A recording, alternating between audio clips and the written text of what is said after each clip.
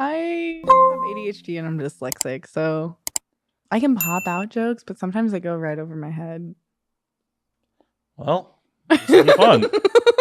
Hopefully some of the jokes land. If not, they're for the audience at home, apparently. They're probably just gonna think I'm weird. Oh my God, you're in the right place. I mean, that's my whole entire life, so it's fine. I mean, but that's also kind of like why I'm in this industry. So. Yeah. As I've said multiple times over the years, this is the land of misfit toys. 100%. You know what? People weren't nice to me until I was in this industry. Really? Yeah. Like I had like I had like a big group of friends and stuff like that, and like I do have like a core group that I've known since I was like a kid. But if it was like anyone outside of the group, they were all like, people are like, do not like me. I'm like, I don't know what I'm doing. I'm just like standing here. Like the most common thing is like I'll be at a party and people will come up to me and I'll just be standing there and they'll talk and they're like, wow, I thought you were like really mean when I looked at you and you're like actually really nice. Like, what's that supposed to mean? I'm just standing here. Like I'm literally like just scanning the room to like get the vibe of the place and like look and see who's around. I was like, why? People say backhanded shit to me. Well, that has not been my experience tonight. Like, you've been very charming. Well, and that's the thing too. Like everyone who I like have met in this industry, they're like, oh, like I have not been told more times anywhere else about how nice I am. And it's like not a backhanded thing. They're just like, oh, you're really nice. Like I love hanging out with you. I'm like, oh my God, I have friends. Like I found my like weird group of people.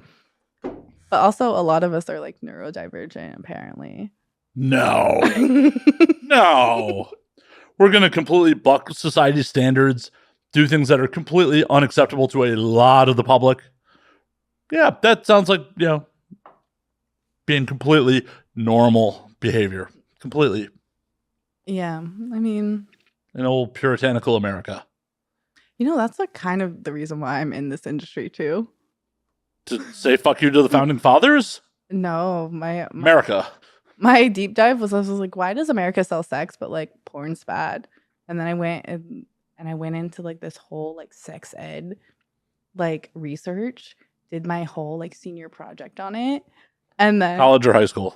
High school. My teacher was super cool about it. And then like did this whole like was comparing like American sex ed, because obviously it's shit. Like we've always known it's shit. Depends on where you are. I mean, it's varying degrees of shit. It's still shit here, though. Oh, I'm not saying it's not shit. I'm saying it's varying degrees. Yeah. Like, where in some markets, they teach abstinence first. Oh, the Bible Belt. Yeah. Mm-hmm. So, thankfully, Chicago does, at least where I went to high school, didn't teach abstinence first. But they did teach me if I had unprotected sex, I was just getting AIDS. Oh. See, they didn't. California was a lot better at sex ed, but it still didn't go into like, hey, you can get STIs just from skin to skin contact. They were like, oh, condom. Like, it's great that they were pushing condoms, but they weren't going into the full extent of like, hey, you need to get tested. Like if you're sexually active, like every 3 months.